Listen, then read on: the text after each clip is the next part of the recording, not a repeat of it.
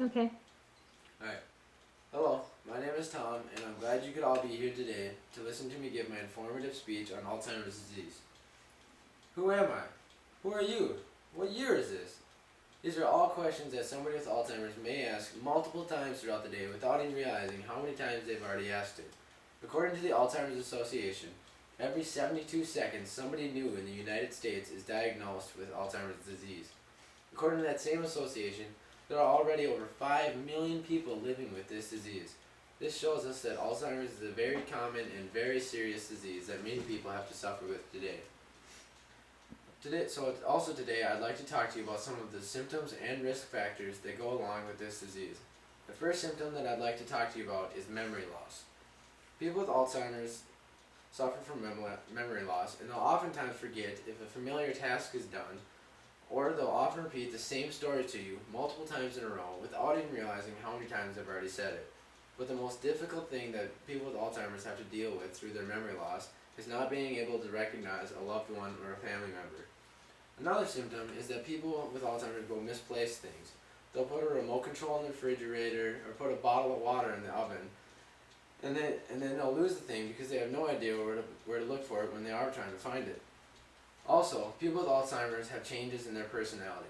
They'll oftentimes become confused because they're not sure what's going on, or might not even know the year that they're living in. And then they'll also have rapid mood swings because they'll be confused and angry about what's going on, and then they'll be totally happy the next minute because they're completely oblivious to the fact that they even have the disease.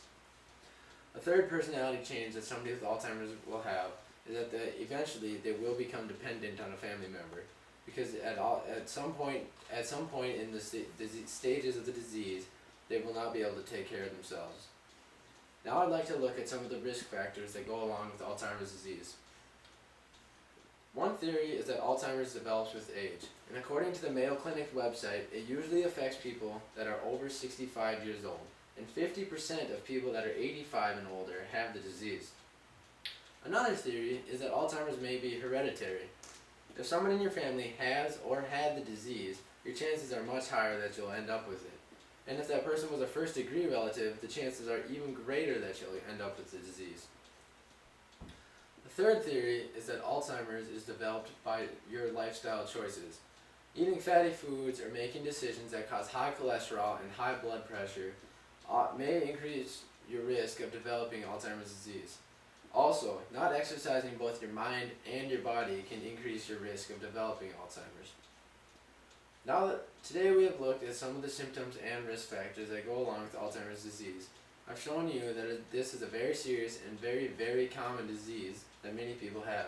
Anybody in this room, including myself, could end up with this Alzheimer's disease at some point in our lifetimes. I hope that after listening to my speech, you all better understand both the symptoms and the risk factors that can go along with Alzheimer's disease. Thank you. All right.